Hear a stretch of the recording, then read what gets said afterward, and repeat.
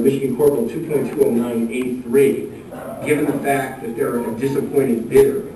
Somebody explain that one to me. Or you can say you agree that they can intervene. I don't care. But if you want to make an argument that's being disposed of. They have the power lease that'll stay. I understand that, but The sale of the station, it's not the sale of the privilege station. the court rule is broader than that. It says when the applicant claims an interest relating to the property or transaction, which is the subject of the action. And here, the property or transaction has to do with the assets of the radio station. And what they're saying, as I understand their argument, is that they believe that procedurally they were the ones who should have been granted the bid. And if that's true, then I think they have to get it. Anybody want to formally say anything else about that? Because I'm prepared to rule on that. Then we're going to have to move on to the other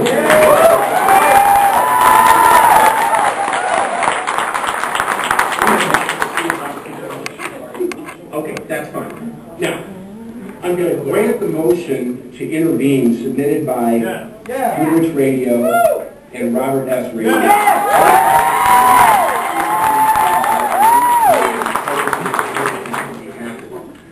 Now, there was another bidder who has appeared in this matter, and I believe is represented by Mr. Turing. Is that correct? That's correct, Your Honor. Now, I don't know whether you're just appearing here to keep an eye on the proceedings and look out for your client's best interest that way, or whether you'd actually like to intervene. But if you want to intervene, I'm inclined to let you do so that you can make arguments here. All right. Does anybody object to the request for intervention here by the other bidder? I believe you identified your client as Holy Family Radio. Is that correct? That's correct. All right. Anybody object to the request to intervene by Holy Family Radio? For the same reason as I granted intervention to the earlier parties, I think they're entitled to intervene as a matter of right under Michigan Court Rule 2.209A3 as well. Anybody want to object to that? Nobody? All right, I'll grant them the right to intervene. Now, Ms. Mims, welcome, and thank you for being here. What's the status of your client here? Because as I understand it, you filed this petition for a temporary restraining order on behalf of a potential party named Praise Place. That's correct, Your Honor. Are you still trying to intervene? We would like to intervene as well, Your Honor. Are you a third bidder, or are you somebody else? We're the third bidder, Your Honor. So what, did you actually submit a bid? Yes. There's been a passing reference to 3 different bidders. Is this the third bidder? Can somebody enlighten me? Yes, we were present at the sales meeting / auction. Your Honor, it's my understanding that they were a third bidder at the auction. All right, I got it. Now, Ms. Mims, welcome. You're in too. Anybody want to oppose the intervention under 2.209A3 of Praise Place? I think I've telegraphed where I'm going. The other 2 bidders have been allowed to intervene. Mr. Turner.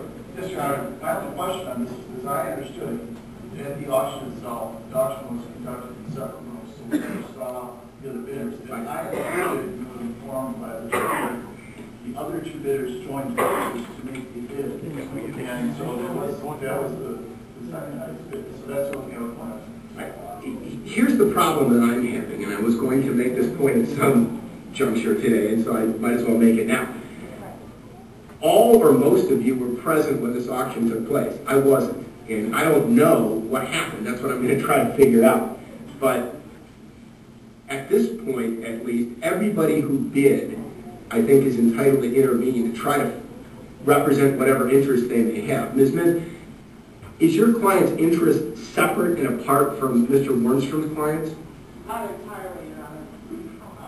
Okay. Our interests are entirely separate from Mr. Womack's interests. We did attempt to join forces with him during the bidding process. However, that didn't pan out, so here we are. All right, I'll let you intervene because, frankly, I want all the players here. There were references in the papers to 3 different bidders, and if there were 3 different bidders and you were a part of the process, I'll let you in. That doesn't mean you're going to prevail, but at least you can have a seat at the table. Thank you, Your Honor. All right, now, we had to pull up a seat. Would you have a seat? All right, that clears away my preliminary concerns. All right. The next problem I'm going to identify, beyond the fact that I wasn't present when the bidding took place, is that I have the benefit of a couple of motions here, but no responses. And so I'm at a bit of a disadvantage because I don't really know what anybody thinks about anybody else's position. I have a feeling by the end of this morning we'll have this fleshed out. But what I'm inclined to do today is to take this under advisement and give everybody a few days to file anything else, because I've received a lot of one-sided pleadings here, and I have a feeling that each one of you would have something significant to say about what some of the other people have said. But let's start this way. Why don't we go around, or across the tables, as it were, and find out what everybody wants, so that to the extent that there are requests made by motion or otherwise, I know what those requests are, and I can resolve them as we go forward. All right. Now,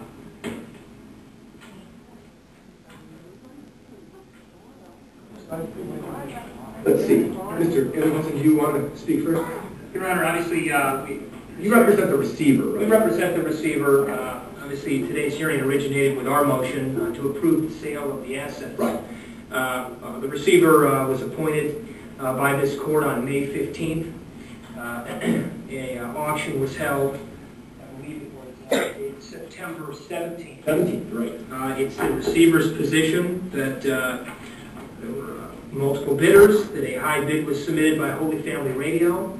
We sought approval of that bid from the plaintiff. It was accepted, and we're simply here on our uninterested motion to approve the sale. All right, and let me explain this because, as you might imagine, I did a fair bit of reading outside of the material submitted to get ready for this hearing. There's a case called Fire Marshal versus Kircher, K-A-R-C-H-E-R, 273 Mishap 496, which is a very long opinion from the Michigan Court of Appeals dealing with this sort of problem. And it makes a couple of general comments at the outset of the analysis that I think are significant here. Quote, on page 528, a court-appointed receiver is a ministerial officer of the court charged with the task of preserving property and assets during ongoing litigation. It is well settled that the receiver's possession of assets and property is tantamount to possession by the court itself. So in essence, property really is in my hands now, and you're simply an unbiased participant. Right? That is we agree with the court. And as a matter of fact, it goes on to say a receiver is not appointed as the agent of or for the benefit of one party or the other. Rather, he or she is appointed to protect and benefit both parties equally. And although this isn't completely analogous to an interpleader, this is pretty close to it, I guess.